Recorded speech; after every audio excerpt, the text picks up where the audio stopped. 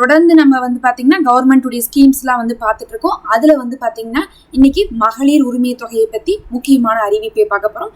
பாத்தீங்கன்னா 7ஆம் தேதி வந்து பதவி ஏற்கிறாரு விஜய் அவர்கள் சிஎம் பதவிக்கு கையெழுத்தை போட்டு அப்ப இருந்து பதவியில இருந்து என்ன பண்ணுவாங்க, அவங்களுடைய ஸ்கீம்ஸ் எல்லாமே வந்து நடைமுறை கொண்டு வருவாங்க. 7ஆம் தேதி அப்படிங்கிறது நாளைக்கு தான். அதுல ரொம்ப முக்கியமாக வந்து அவங்க வந்து முதல்ல நாங்க கையெழுத்து போடக்கூடிய சில விஷயங்களை சொல்லியிருந்தாங்க.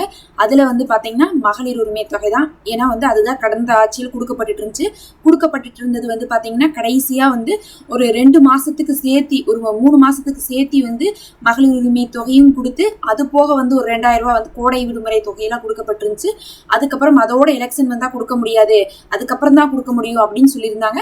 இப்ப வந்து எலெக்ஷன் முடிஞ்சிருக்குது. ஆட்சிக்கு யார் வராங்களோ அவங்க தான் அதை என்ன பண்ணுவாங்க, நடைமுறைப்படுத்துவாங்க.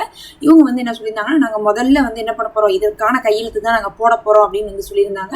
மகளிர் உரிமை தொகையை பொறுத்தளவுக்கு 2500 ரூபாய் கொடுக்க போறாங்க. ஒரு வருஷத்துக்கு 12 மாசம் இருக்குன்னா 30,000 ரூபாய் வரும். ஒரு வருஷம் முழுவதும் கிடைக்கும் போது உங்களுக்கு 30,000 ரூபாய் வரும். இது உங்களுடைய அக்கௌண்ட்டுக்கே வந்து பேங்க் அக்கௌண்ட்டுக்கே அவங்க நேரடியாக கொடுப்பாங்க. ஏற்கனவே வந்து பாத்தீங்கன்னா 1,17,00,000 பேர் வந்து வாங்கிட்டு இருக்காங்க. அதுவும் இல்லாம வந்து பாத்தீங்கன்னா இன்னும் ஒரு 1.25 கோடி மக்கள் வந்து கேட்டுட்டு இருக்காங்க, நாங்களும் எலிஜிபிளா தான் இருக்கிறோம், எங்களுக்கும் கொடுங்கன்னு சொல்லிட்டு.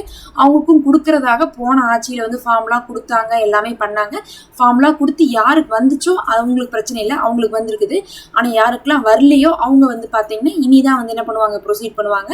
இப்ப வந்து பாத்தீங்கன்னா இதுல 2 கேள்வி இருக்கு. முதல்ல இருந்து எல்லாருக்குமே வந்து ஃபார்ம் கொடுத்து பண்ணுவாங்களா, இல்ல வந்து ஆல்ரெடி இருக்கிறவங்கள அப்படியே வச்சுட்டு பின்னாடி வர்றவங்க யாருக்கெல்லாம் இல்லையோ அவங்களுக்கு மட்டும் வந்து என்ன பண்ணுவாங்க, சேர்த்துவாங்களா அப்படிங்கிற ஒரு பெரிய கேள்வி இருக்கு. ஏன்னா எல்லாரையுமே வந்து கன்சிடர் பண்ண போறோம்னு இவங்க சொல்லியிருக்காங்க.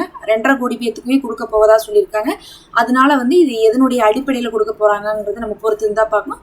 ஆனா இது வந்து பாத்தீங்கன்னா உங்களுக்கு 30,000 ரூபாய் வரும். கடந்த ஆட்சியில வந்து நம்ம 1000 வாங்கினது வந்து 12,000 ரூபாய் வந்து நமக்கு மகளிர் உரிமை தொகை வந்து. இந்த தடவை ஆட்சிக்கு வந்தவங்க எல்லாருமே வந்து 2000க்கு மேலதான் சொல்லியிருந்தாங்க. அதுல அதிகபட்சமா சொன்னது தாவேக்கா தான்.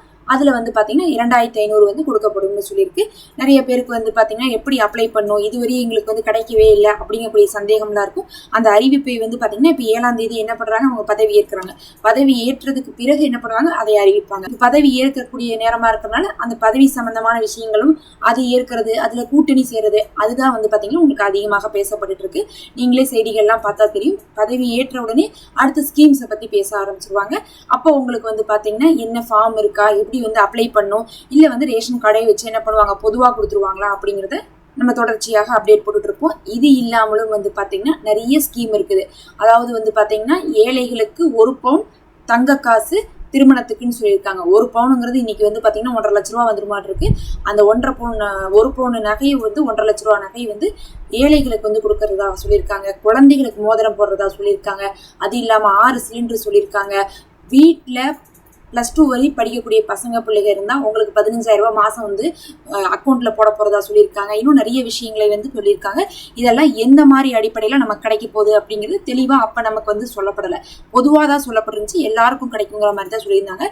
எல்லாருக்கும் கிடைக்கும்னா அவங்களே வந்து ஏதாவது ஒரு லிஸ்ட் வச்சு செலக்ட் பண்ணுவாங்களா, இல்லை நம்ம ஃபார்ம் அப்ளை பண்ற மாதிரி வருமா, அதுல என்ன எலிஜிபிலிட்டி அப்படிங்கிறது எல்லாமே வந்து பாத்தீங்கன்னா இப்போ 7ஆம் தேதிக்கு மேலதான் உங்களுக்கு வரும். அதை நம்ம உடனே வந்து என்ன பண்ணுவோம், அப்டேட் பண்ணுவோம். எப்படி ஃபார்ம் பண்ணலாம், எப்படி கொடுக்கலாம், என்ன டேட்குள்ள என்னென்ன பண்ணணும், யாரெல்லாம் எலிஜிபிள் அப்படின்னு சொல்லிட்டு நம்ம சொல்லிட்டே தான் இருப்போம். அதனால அப்டேட்டுக்காக சப்ஸ்கிரைப் பண்ணி வச்சுக்கோங்க.